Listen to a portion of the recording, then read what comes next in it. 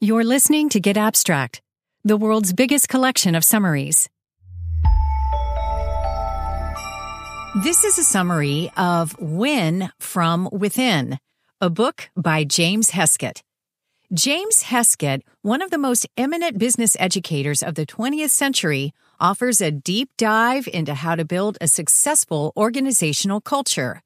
Heskett, UPS Foundation Professor Emeritus at Harvard Business School, explains that having a strong culture does not always guarantee marketplace success. He tells you how to build and maintain a winning culture while avoiding the pitfalls of a culture that is strong but also toxic. Heskett maintains that leaders can shift a company's culture in a matter of months. To that end, he offers many research-based examples that will be highly useful to everyone involved in managing organizations. Here's the first takeaway. Evidence does not support most of the common wisdom about organizational culture. A strong culture isn't necessarily a winning asset. Companies with strong cultures can be winners or losers, depending on the nature of their culture and the context it creates for corporate strategy. Forward-looking leaders find culture and strategy complementary. For example, Microsoft CEO Satya Nadella simultaneously healed its dysfunctional culture and led a major strategic shift from Windows to cloud computing. He demonstrated that the right leader can change a company's culture in months. The leaders of companies that falter mistakenly often assume that what worked in the past will continue to work. Their leaders resist new ideas. Okay, now let's hear takeaway number 2. An effective culture boosts the bottom line and fosters flexibility, innovation, and learning. The competitive advantage of an effective culture can outlive that of any strategy. Working only from cultural information, analysts can predict a company's relative profitability. Using internal and external data, they can estimate how culture affects profit and use that information to motivate cultural change. Culture's impact on profit is clear when you see how it affects employee engagement. Consider the Ritz-Carlton hospitality chain, where any employee, even a housekeeper, can authorize a solution to a guest problem, spending up to $2,000. The policy works because Ritz-Carlton is meticulous about hiring. It emphasizes attitude and empathy. Daily staff meetings include formal on-the-job training, plus a discussion of the guest list to inform employees of any special needs, outstanding personalities, or pending events. The company's recruitment, mentoring, and incentives feed employee engagement. Time for the next takeaway. Leaders must engage and retain employees. Instead of recognizing an employee of the month, leaders should reward teams over individuals. Recognize employees quietly when they succeed so that, in effect, recognition becomes part of coaching. Compensation is relevant to engagement, but it's not the most important factor. In a great culture, employees focus less on pay. This doesn't mean you can underpay, but rather that culture can be a tiebreaker in engaging talent. Organizations with solid cultures are not free of pressure, but the employee, not the organization, is often the primary source of the pressure. These organizations foster high levels of employee engagement. Fully 70% of engagement depends on people's managers. Employees' trust in management, especially in their individual immediate supervisor, is indispensable. More than half of the employees who leave say their manager could have prevented their departure, yet fewer than 1 in 5 agree that their managers motivated them to do well. Their discontent stems from a lack of training and a lack of being acknowledged. All right, let's move on to takeaway 4. High engagement workplaces share several crucial characteristics.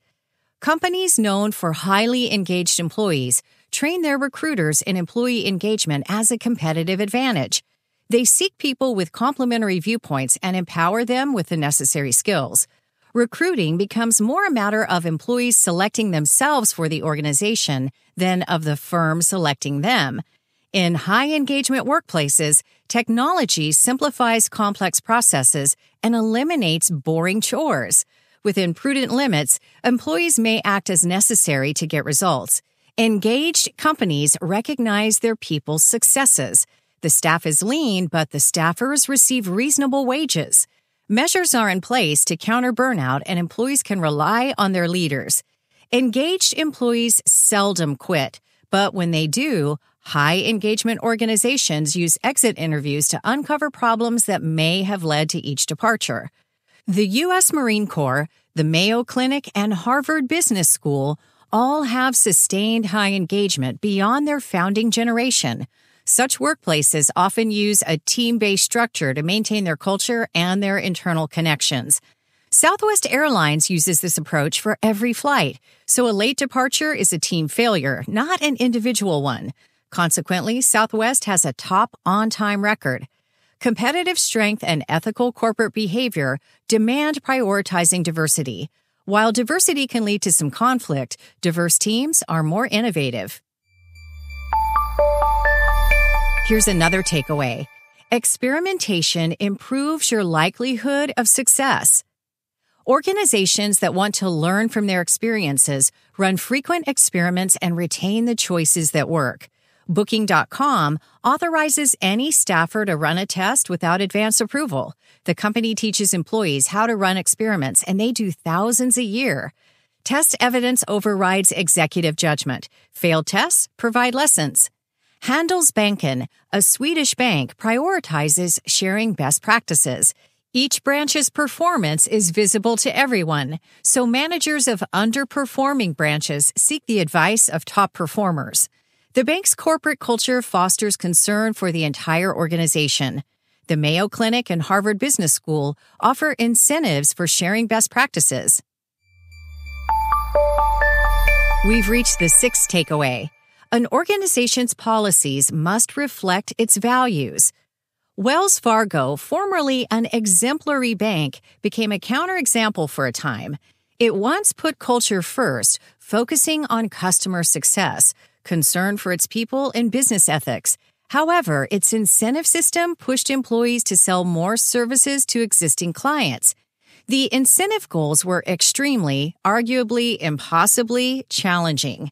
As a result, people cheated by setting up phony accounts and transferring money among accounts but not informing customers. Eventually, customers noticed and complained. Wells Fargo paid steep penalties and fired more than 5,000 people, incurring replacement costs. These sad events came about because its policy at the time was incongruent with its residual culture. Sometimes a toxic culture has devastating results. After 2 Boeing 737 MAX planes crashed, a whistleblower said management had rejected an engineer's request for a safety measure. Employees feared retaliation for bringing problems to management's attention. Similar issues were at the root of the O-ring failure that destroyed the Challenger space shuttle and of Volkswagen's emissions testing imbroglio. Managers and engineers at VW had such profound differences that they shared no mutual understanding. Similar disconnections may characterize the relationship between headquarters staff and field people, military officers and enlisted troops, doctors and hospital administrators, and so forth. Such strife can happen anywhere, but high-engagement workplaces try to minimize it. To make sure ideas and proposals fit your culture, consider designating a culture ombudsman. This office can offer a hotline for reporting value violations, running employee surveys, and promoting engagement. To keep the ombudsman objective, locate this office outside of marketing, finance, HR, or operations. Okay, let's now listen to takeaway number 7. Remote work presents cultural challenges, but they are not insurmountable. The pandemic reinforced a shift to remote work. Facebook announced that half its workforce may be remote in years to come, yet some studies suggest that remote work has cultural disadvantages. In one case, almost half the members of a remote team felt isolated, and more than 25% found collaborating difficult. Nevertheless, more than 4 out of 5 remote workers report that they would like to continue working remotely due to the ease of scheduling and relief from commuting. The digital experience design agency, Critical Mass, CM, adopted remote work to make sure that its location didn't hamper its recruitment efforts. The CEO led a strategy of integrating remote and in-office workers by learning from other companies. Critical Mass tested a framework of organizing remote workers into hubs and told everyone to work from home 1 day a week so they could understand the remote workers' experience. Because remote workers may consider themselves of lesser status in the corporate sphere than their in-house colleagues, some organizations, such as GitLab, made all work remote and closed their offices. Middle managers are crucial to the success of remote work and should communicate with one another organization-wide. For example, Deloitte and Schlumberger rely on communication, social gatherings, and individual coaching to keep employees engaged. Time for the 8th takeaway. When good cultures go bad, change becomes difficult. For many years, the Coors Brewing Company distributed beer only in the western United States. East Coast visitors took Coors home for their friends. The corporate culture reflected Old West mores. Senior executives would even step into the parking lot to settle disagreements with fistfights. Corporate pride turned into arrogance. When Coors introduced new packaging that customers found hard to open, distributors complained. Coors leaders assumed that what worked in the past would keep working. They didn't share best practices internally or learn from other firms. Pete Coors set out to change this culture by dealing with the packaging problem and insisting on a high-quality product and customer experience. He taught quality improvement to senior executives. He emphasized listening to customers, and he stopped the fistfights. Now let's hear the 9th and final takeaway.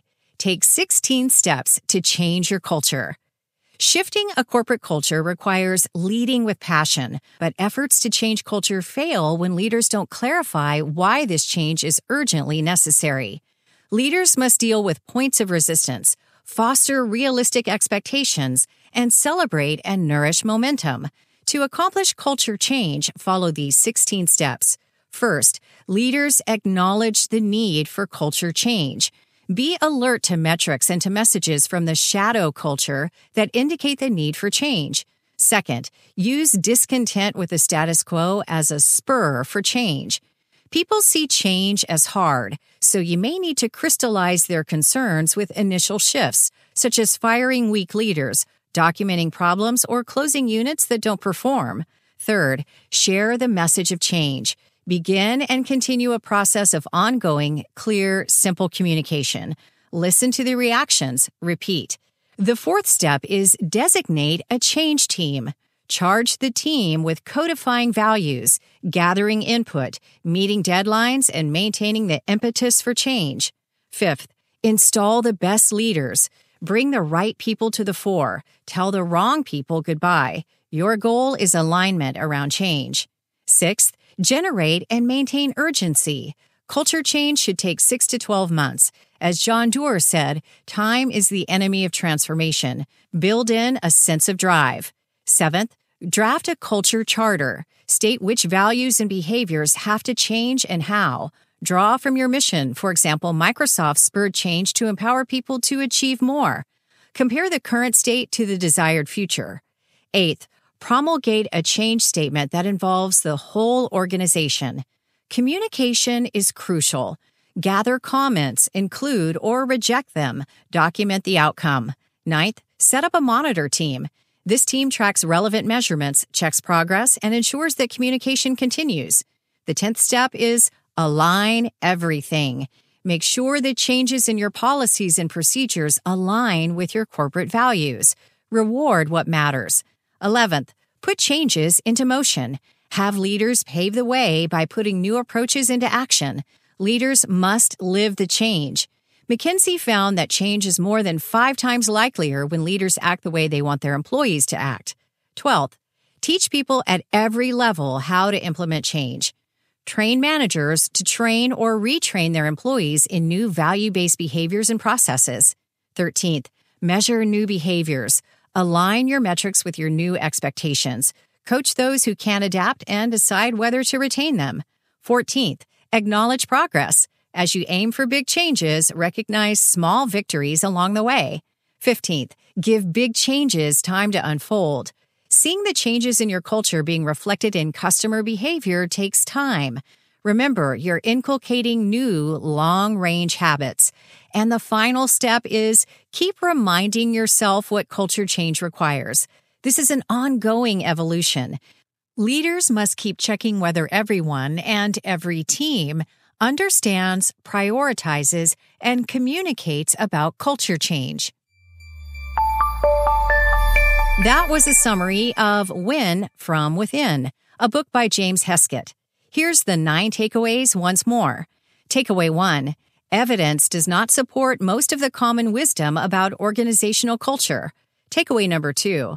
An effective culture boosts the bottom line and fosters flexibility, innovation, and learning. Takeaway 3. Leaders must engage and retain employees. The 4th takeaway. High engagement workplaces share several crucial characteristics. Takeaway 5. Experimentation improves your likelihood of success. Takeaway number 6. An organization's policies must reflect its values. Takeaway 7. Remote work presents cultural challenges, but they are not insurmountable.